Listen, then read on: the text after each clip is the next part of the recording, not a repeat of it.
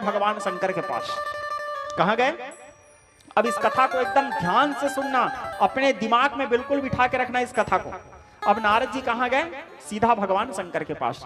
और भगवान शंकर को जाकर के बोले, महादेव जानते हो मैं भी आप ही के समान काम के ऊपर विजय प्राप्त कर लिया। महादेव मुस्कुराए। महादेव के समान कोई दूसरा नहीं हो सकते श्रोता समान। महादेव के समान केवल महादेव ही हैं, ठीक है।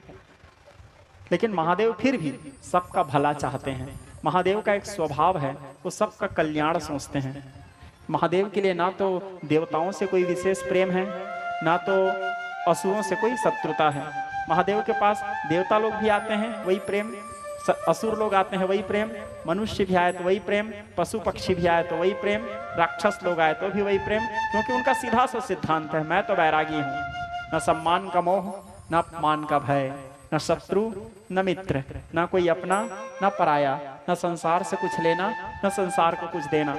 हाँ, पर जब कभी धर्म के नाम पे किए जाने वाला आडंबर पक्षपात का आधार बनेगा, मैं उसका विनाश अवश्य करूंगा। यह सिद्धांत है भगवान सदाशिव का।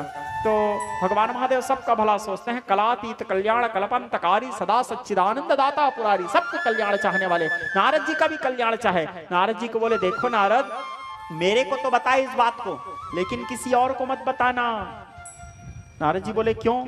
बोले ऐसे ही बेटा, अपने द्वारा किए गए सिद्धि, ध्यान दो एक एक शब्दों को, अपने द्वारा किए गए सिद्धि, अपने द्वारा किए गए साधना, अपने द्वारा साधना से मिला हुआ जो उपलब्धि है, कभी उसको किसी को नहीं बताना चाहिए।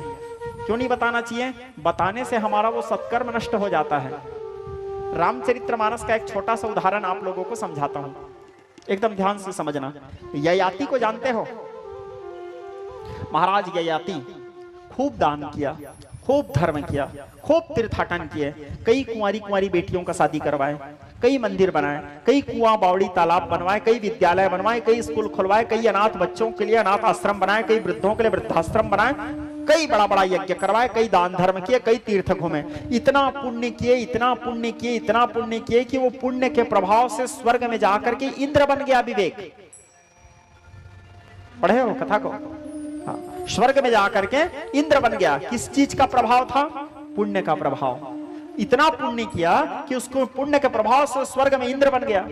अब इंद्र बनने के बाद इंद्र के आसन में बैठ गया। अब वो जो स्वर्ग का इंद्र था, वो महाराज ययाति का असिस्टेंट बन गया। क्योंकि उस इंद्र के पद में वही बैठ सकता है जो सबसे ज्यादा पुण्यात्मा है, जो सबसे ज्यादा पुण्य किया है। अब वो इंद्र जो वो स्वर्ग में था, इंद्र के सभा का नाम है सुधर्मा सभा। इंद्र के लोक को बोलते हैं अमरावतीपुरी। तो वहां जो इंद्र था उससे ज्यादा पुण्य किसका हो गया था? महाराज ययाति का। तो ययाति को इंद्र के आसन में बिठाए, और वो जो इंद्र था वो इसके साइड में खड़े होकर पंखा डुलाता था। अब वो इंद्र को कैसा लगता रहा होगा बेचारा है?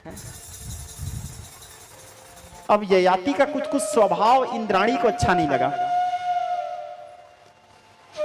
तो सब लोग गए गुरु जी के पास और जाकर के गुरु जी से कहे, गुरु जी आप कुछ उपाय बताओ जिससे ये आदमी स्वर्ग से चला जाए। देवगुरु बृहस्पति, देवताओं के गुरु कौन है? बृहस्पति।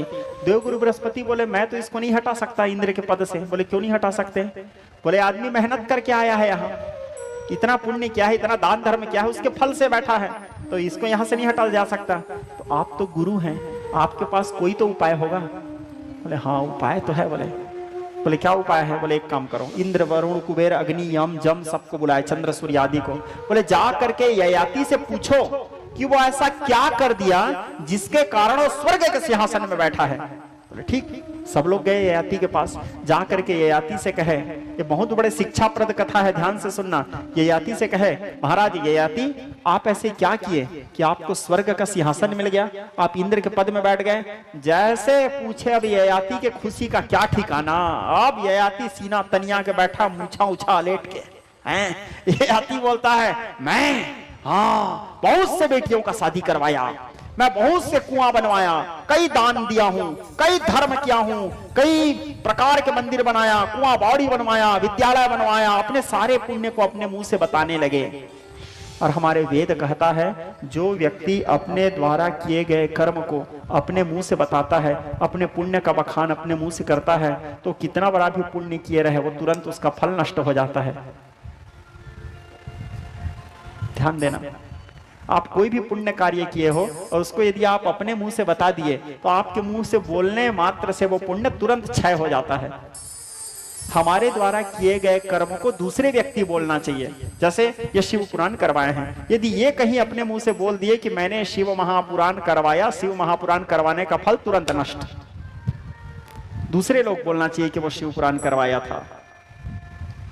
कोई भी हमारा जो सत्कर्म है, कोई भी हमारा पुण्य है, उसको कभी अपने मुंह से बखान नहीं करना चाहिए। अपने मुंह से बखान और दान धर्म तो ऐसा होता है श्रोता समाज, एक हाथ से दो तो दूसरे हाथ को पता नहीं चलना चाहिए। दान को सदैव गोपनीय माना जाता है, दान सदैव गुप्त होना चाहिए। लेकिन आजकल लोग क्या करते हैं, एक तो मंदिर बनाते हैं और उस मंदिर में इतना सारा नाम लिखा दे रहता है, फलाना राम की स्मृति में, ढेकाना राम की स्मृति में। वाह है, 100 रुपए दान, 10 रुपए दान देते हैं और 10 बार माइक में अनाउंस करवाते हैं, सकारू राम की तरफ से 10 रुपए बोलो, उसकी श्रद्धा भक्ति की जाए। ऐसा नहीं। खैर ये आपकी इच्छा है, आप लोग जैसे चाहो करो, मेरा काम है आपको सत्य को बताना, सत्य का अवगत करवाना। ये तो मानो न मानो खुशी आपकी, हम तो परदेसी कल अपने घर जाएंगे, हमारा काम है, 2 दिन और बचा है, आप लोगों को सुनाएंगे फिर चले जाएंगे। लेकिन मानना न मानना आपके ऊपर, मैं ये नहीं बोल रहा हूँ आप मानो, जो सदग्रंथ बताते हैं उसको बता रहा हूँ। तो ये आती अपने मुंह से सारे पुण्य को बताने लगा, जैसे जैसे बताने लगा सारा पुण्य कम होने लगा, कम होते होते होते उसके सारा पुण्य खत्म हो गया। बताते बताते मारे लात और स्वर्ग से भगा, सूर तेज हूं खसे हूं ययाति मानस, स्वर्ग से वो फिर से धरती लोक में आ गया। क्षणे पुण्य मरते वसंते, यानी देखो वो उतना ऊपर प्रमोशन में चला गया था, अपने मुंह से बताने से स्वर्ग के सिंहासन से उसको नीचे उतार दिया गया। तो यहाँ पर भगवान शंकर भी नारद जी को समझाए, बोले देखो नारद, कभी भी अपने साधना को, भगवान शंकर कोई जलन में नहीं बोल रहे हैं, उसके उपदेश में बोल रहे हैं, उसके भला के लिए बोल रहे हैं, किसी को मत बताना। नारद जी मन ही मन सोचने लगा, अब कोई आदमी बाप जन्म इज्जत नहीं पा रहा था, इज्जत पा जाने से भी वो बौखला जाता है, ये भी एक तो तकलीफ है, बचा नहीं पाता वो। कोई व्यक्ति के पास ज्ञान नहीं रहेगा, अचानक ज्ञान आएगा तो भी वो नहीं बचा पाता है, पागल हो जाता है। हमारे पूज्य पिताजी कहा करते थे, ज्ञानी बनना बहुत बड़ा बात नहीं है, ज्ञानी बनने के बाद अभिमान न होना बहुत बड़ा बात है। ज्ञानी बनना बहुत बड़ा, 10-20 पुस्तक पढ़ लो, आप शास्त्र पढ़ लो, ज्ञानी बन जाओगे। ज्ञानी बनने के बाद अभिमानी ना होना, यह सबसे बड़ा बात है। और ज्ञान का परिचय नम्रता है। एक एक शब्दों को ध्यान दो, जो जितना ज्यादा ज्ञानी रहेगा वो उतना नम्रवान रहेगा। यदि आपके अंदर अकड़ है, यदि आपके अंदर अहंकार है, तो फिर आप ज्ञानी नहीं हो सकते। क्योंकि जब मैं स्कूल में पढ़ रहा था तो मेरे पाठ्य पुस्तक में 6वीं या 7वीं में एक श्लोक था, नमन्ति फलिनो वृक्षा नमन्ति गुणिनो जना, शुष्क वृक्षाश्च मूर्खाश्च न नमन्ति कदाचन। फलों से लदा हुआ वृक्ष सदैव झुका रहता है, सूखा वृक्ष कहां से झुकेगा। झुकना तो इंसान के शान होता है, अकड़ मुर्दे की पहचान होता है। जो जितना ज्ञानी रहेगा, जो जितना विद्वान रहेगा, वो उतना नम्रवान रहेगा, वो उतना सहज रहेगा, वो उतना सरल रहेगा। और जो व्यक्ति थोड़ा बहुत पाया है, वो उसके फिर घमंड को देखो, 2-4 श्लोक याद हो गया, 2-4 चौपाई याद हो गया, 2-4 कहानी याद हो गया, भारी बड़ा महाराज है फिर वो। ठीक है, कहीं भी बैठेगा तो भगवत चर्चा शुरू कर देगा, जबकि भगवत चर्चा कहीं पे भी नहीं किया जाता। योग्य अधिकारी देख करके ही भगवत चर्चा करना चाहिए। गूढ़ तत्व न साधु दुरावही आरत अधिकारी जहां पावही। योग्य व्यक्ति देखने के बाद ही गोपनीय रहस्यों को बताना चाहिए। ऐसे नहीं कि कहीं भी बैठ गए शुरू हो गए। आप जहां सुना रहे हो, आदमी को सुनने में इंटरेस्ट है कि नहीं, पहले उसको भी तो देखो। अब वो आदमी के पास उसका महत्व ही नहीं है और आप सुना रहे हो तो आप भगवत चर्चा का अपमान कर रहे हो।